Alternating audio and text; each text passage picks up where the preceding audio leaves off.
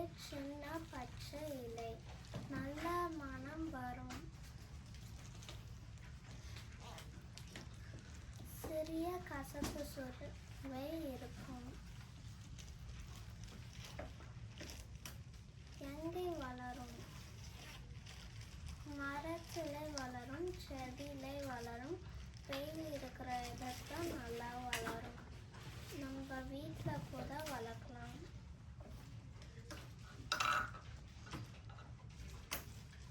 எதுக்கு நல்லது? கருவேப்பிலை முடி வளர உதவும், உடம்புக்கு நல்லது, டைஜஷனுக்கு நல்லது.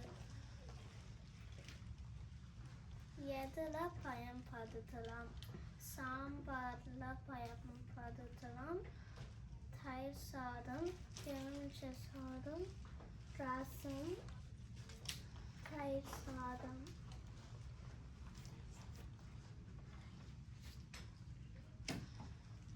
கருவேப்பிலையை தாளிக்க முடியும்.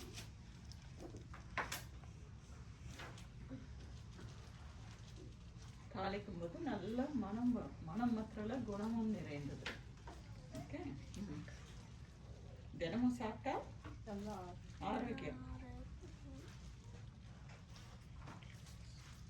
கருவேப்பிலை கம்மி விலையில கிடைக்கும்.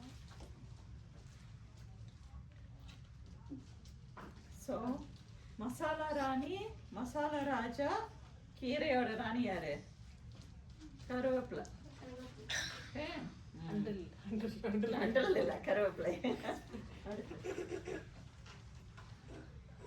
நல்ல சுவை இருக்கும் கருவேப்பிலை.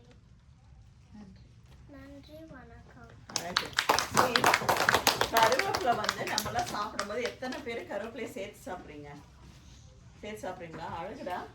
யாரும் அதை ஒதுக்கி வைக்கலையே. ஐயோ கோவிட் மாதிரி அன்டச்சபிள் அப்படின்னு யாரும் ஒதுக்கி வச்சிடாதீங்க. ஏன்னா கருவேப்பிலை சாப்பிட்டா அவ்வளோ பெனிஃபிட் இருக்கு. முடிக்கு வந்து கருவேப்பிலை வந்து முடி நேரத்தை கூட கருப்பா மாற்றும். சரியா? கருவேப்பிலை வந்து ரொம்ப அருமையானது.